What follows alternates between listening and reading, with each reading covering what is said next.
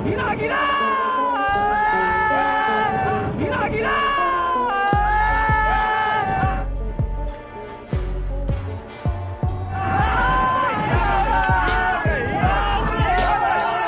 सभी पड़ोसी इसके घर पर हंस रहे थे, मगर बाद में सबको पछताना पड़ा। गाढ़ी कमाई से बनाए अपने घर को बचाने के लिए आप किस हद तक जा सकते हैं, जो भी कर ले, लेकिन हमें भरोसा है कि आप वैसा करने के बारे में सोच भी नहीं सकते जो अमेरिका के टेक्सास में रहने वाले रैंडी वैगनर ने कर दिखाया है। बाढ़ से बचाने के लिए जब रैंडी अपने घर को प्लास्टिक पाइप से घेर रहे थे तो इनके पड़ोसियों को हंसी आ रही थी, क्योंकि इस प्लास्टिक पाइप के लिए उन्होंने 8,730 अमेरिकी डॉलर्स खर्च कर दिए थे, यानी 6,15,000 रुपए। पड़ोसियों को यही लग रहा था कि कैसा बेवकूफ आदमी है जिसने इतनी बड़ी रकम प्लास्टिक की एक पाइप के लिए खर्च कर दी।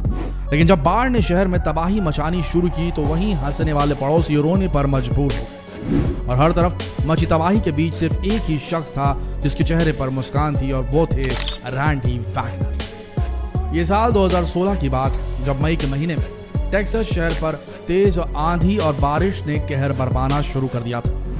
लोग अपने घरों के बाहर सैंड बैग्स यानी कि रेत भरी बोरियां रख रहे थे ताकि अपने घर और फैमिली को बाढ़ से बचा सके।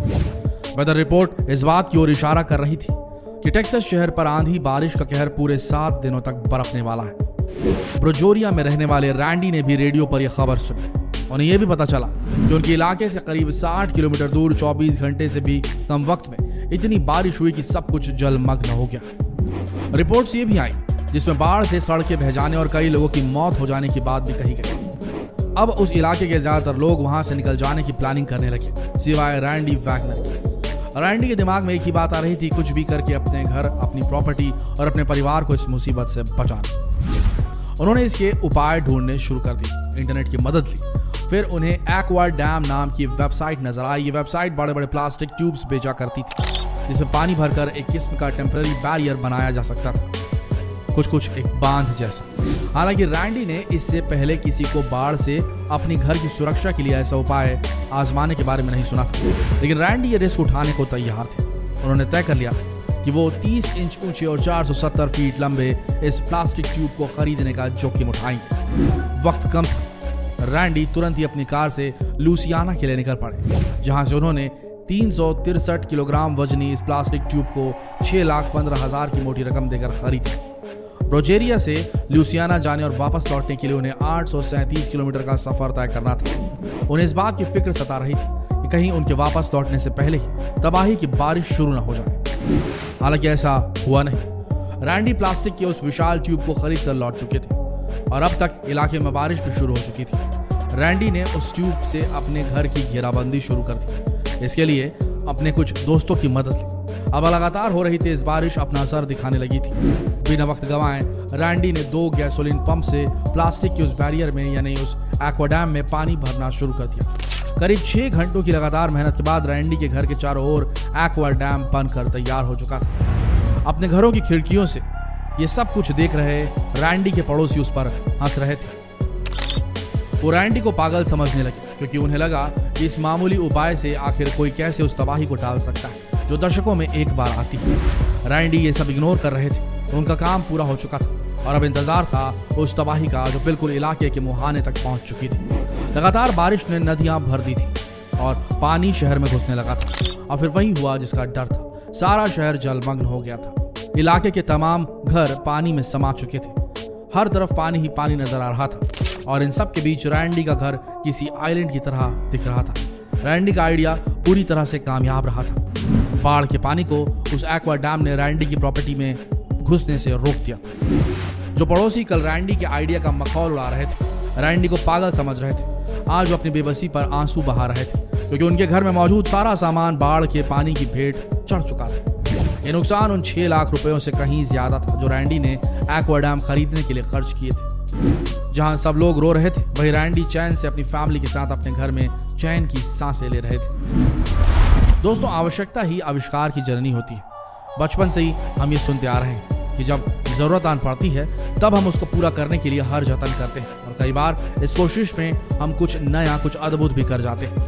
ऐसे कुछ हुआ रैंडी के साथ। और मिसिसिपी के रहने वाले विक्टोरियस विक्सबर्ग के साथ भी, जिन्होंने 2011 में अपने घर को बाढ़ से बचाने के लिए उसके चारों ओर डोनट के शेप की बैरिकेडिंग बनवा दी। विक्सबर्ग का घर याजू नदी के किनारे बना है, जो कमोवेश हर साल बाढ़ लाने के लिए बदनाम है। उस साल भी यही हुआ। मौसम विभाग ने पहले ही बारिश की चेतावनी जारी कर दी थी। निचले इलाके में रहने वाले लोगों के लिए मुश्किलें बढ़ने वाली थी। विक्सबर्ग ने इस चेतावनी को बिल्कुल लाइटली नहीं लिया। उन्होंने सैकड़ों टन रेत और मिट्टी के इस्तेमाल से अपने घर के चारों ओर बांधनुमा एक ऊंचा स्ट्रक्चर खड़ा कर दिया। फिर से एक बार वही हुआ। पड़ोसी विक्सबर्ग की इस कोशिश पर हंस रहे थे, लेकिन जब नदी का पानी शहर में घुसा तो विक्सबर्ग को छोड़कर सभी के, इवन वो लोग भी जो विक्सबर्ग को देखकर हंस रहे थे, उनके माथे पर पसीना। साउथ कैरोलिना में नदी के किनारे कई शानदार बंगले के बीच एक ऐसा भी घर है जो घर कम कोई गोदाम ज्यादा लगता है। इस डोम जैसे दिखने वाले घर का नाम आई ऑफ द स्टॉर्म है। इस घर को देखकर अक्सर पड़ोसी हंसते हैं, लेकिन आखिरकार उन्हें भी पछतावा हो ही क्या। अमेरिका का ये इलाका यहाँ आने वाले हरिकेन्स यानी कि भयंकर बवंडर तूफानों के लिए जाना जाता है, और 1989 में आए ऐसे ही एक भयंकर तूफान ह्यूगो की वजह से आर्किटेक्ट जॉर्ज पॉल के पेरेंट्स का घर धराशायी हो गया था। करीब 200 किलोमीटर प्रति घंटे की रफ्तार से चली तेज हवाओं ने जबरदस्त तबाही मचाई थी। इसी घटना ने जॉर्ज को एक ऐसे घर का डिजाइन बनाने के लिए इंस्पायर किया जो ऐसे तूफानों को झेल सके, और इस पर उसके पेरेंट्स को भी नाश हो। जॉर्ज की कोशिश रंग लाई और उसने इस घर को डिजाइन किया। इस घर का आधार बना एयरफॉर्म, जो एक 37 फीट ऊंचा जायंट इन्फ्लेटेबल डिवाइस था। इसके बाद इसके भीतर कंक्रीट और स्टील चिपकाकर एक मजबूत ढांचा बनाया गया। क्योंकि इस घर की छत और दीवारें सिर्फ एक पीस से ही बनाई गई थी, इसलिए इसमें ऐसा कुछ नहीं था जिसे तूफान अपने साथ उड़ा ले जाए। सिर्फ यही नहीं, इस घर के ग्राउंड फ्लोर पर 8 बड़े खुले स्पेसेस खाली छोड़े गए ताकि तेज से तेज हवा भी इन खाली जगहों से होकर आसानी से गुजर जाए। भले ही शुरुआत में इस घर के डिजाइन को देखकर जॉर्ज के पड़ोसियों ने उसका मजाक उड़ाया, लेकिन जब से ये घर बना तब से इसने इस इलाके में आए तमाम भयंकर तूफानों को बड़े आराम से झेल लिया है, और आज भी जस का तस खड़ा है। जबकि 2018 में आए फ्लोरेंस नाम के तूफान ने इस घर के आसपास बने तमाम घरों को काफी नुकसान पहुंचाया था। तो देखा दोस्तों, कैसे इंजीनियर्सों ने मुश्किल वक्त में अपनी जरूरतों को पूरा करने के लिए कुछ नायाब कर दिखाया। ये लोग कुछ ऐसा कर घुसे जिसे देखकर पहले इन पर हंसने वाले लोग भी इनके मुरीद बन गए। तो याद रखिए, जिंदगी में कुछ ऐसा ही करके जाइए कि आप पे हंसने वाले आपके विरोधी खुद आकर आपकी तारीफ करने पे मजबूर हो जाए। मिलते हैं अगले वीडियो में, तब तक के लिए आप सबका इस वीडियो के अंत तक बने रहने के लिए दिल से धन्यवाद।